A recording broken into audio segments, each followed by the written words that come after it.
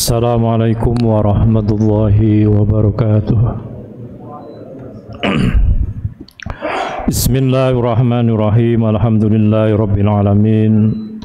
Wassalatu wassalamu ala sayyidina Muhammad wa ala alihi wa sahbihi ajmain, amma ba'du. Jamaah salat Isya dan tarawih rahimakumullah. Pada malam hari ini saya akan bacakan dua hadis sekaligus, yaitu hadis nomor 16 dan hadis nomor 17. Karena besok malam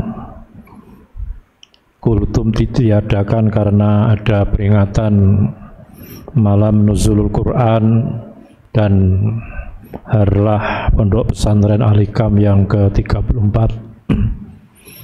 Kami atas nama Pondok Pesantren mengharap kehadiran jenengan semua besok malam untuk menghadiri acara tersebut. Hadirin rahimahullah. Hadis yang pertama, hadis nomor 16. An Abi Hurairah radhiyallahu anhu anna rajulan qala lin Nabi sallallahu alaihi wasallam ausini qala la taqdhab faruddada miraran qala la taqdhab. Hadis singkat, ada seorang sahabat bertanya kepada Rasulullah.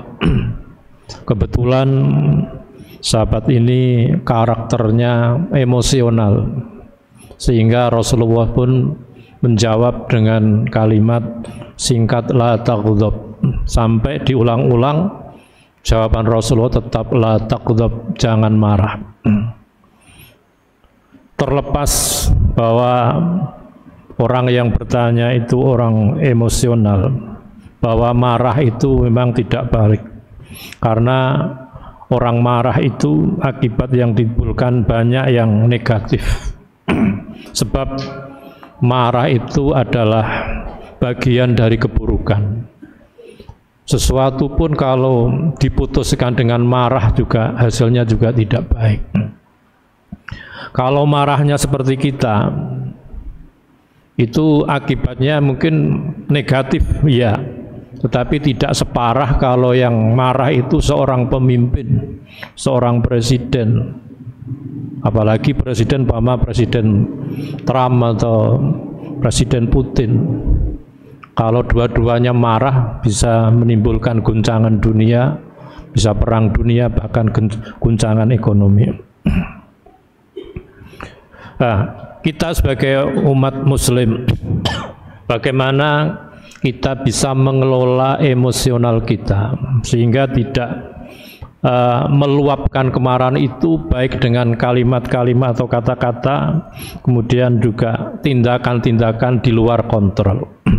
Karena orang marah itu hilang logikanya, bahkan pada dirinya saja tidak ingat. Ketika orang sedang marah itu biasanya yang dikatakan siapa saya, padahal dirinya sendiri nggak ingat. Kata Imam Al-Ghazali mengatakan bahwa marah itu termasuk dalam pintu setan, sehingga ketika seorang marah itu seperti mempersilahkan masuk untuk menambah kemarahannya itu. Maka yang baik itu bagaimana kita bisa menahan amarah itu, bukan berarti kemudian menahan amarah itu sehingga membuat menjadi dendam, tapi yang baik adalah kita bisa memaafkannya. Sebab dalam hadis Rasulullah, dalam riwayat lain itu ada macam-macam karakter orang. Ada orang itu cepat marah, tapi juga cepat redamnya. Ada yang cepat marah, lama redamnya.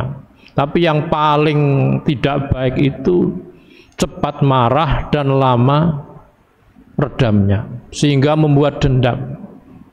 Ini yang berbahaya, bahwa padahal di dalam karakter orang yang beriman, orang yang bertakwa itu di dalam Al-Quran dikatakan alladzina yunfikuna fis-sarra'i wad-dharra'i wal kadhiminal ghaidha wal 'afina 'anil nas wallahu yuhibbul muhsinin. Yang secara garis bawahi adalah orang-orang yang bertakwa itu adalah orang-orang yang bisa menahan amarahnya dan memaafkan orang itu. Innallaha yuhibbul muhsinin. Bahkan dalam riwayat lain di sebuah hadis bahwa orang yang kuat itu siapa? Laisa syadidu bisur'ah, innamas syadidul ladzi yamliku nafsahu indal ghadab. Orang yang kuat bukanlah orang yang pandai bergulat, sesungguhnya orang yang kuat adalah orang yang bisa menguasai dirinya ketika sedang dalam keadaan emosi atau marah. Maka dalam Islam itu bagaimana cara merendam ketika sedang emosi?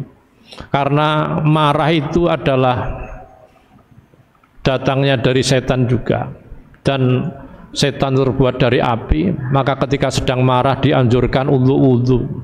Kalau wudhu kemudian masih marah disilahkan mandi. Atau ketika orang sedang marah berdiri maka disilahkan duduk. Kalau kemudian duduk masih marah disilahkan berbaring. Itulah kiat-kiat bagaimana kita bisa meredam marah.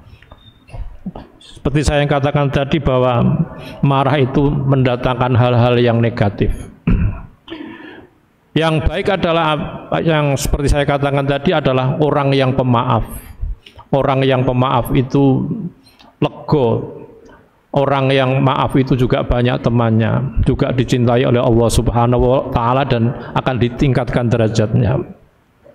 Ma'asyiral muslimin rahimakumullah. Kemudian hadis yang selanjutnya adalah hadis yang ke-17. An Abi Ya'la Shaddad ibn Ausi radhiyallahu anhu an Rasulillah sallallahu alaihi wasallam qala innallaha katabal ihsani ala kulli syai'in fa idza qataltum fa ahsinul qitlah wa idza dabahtum fa ahsinul dzibhah wala yuhidda ahadukum syafaratahu wal yuhrih dzabihatahu. Diriwayatkan dari Abu Ya'la Shaddad bin Aus radhiyallahu anhu dari Rasulullah SAW bahwasanya beliau bersabda, sesungguhnya Allah Subhanahu wa taala memerintahkan berbuat baik dalam sesuatu. Maka kalau kalian membunuh, hendaklah kalian memperbaiki cara membunuh. Dan kalau kalian menyembelih, hendaklah kalian memperbaiki cara menyembelih kalian. Dan hendaklah seorang di antara kalian menajamkan pisaunya dan mengistirahatkan binatang sembelihannya.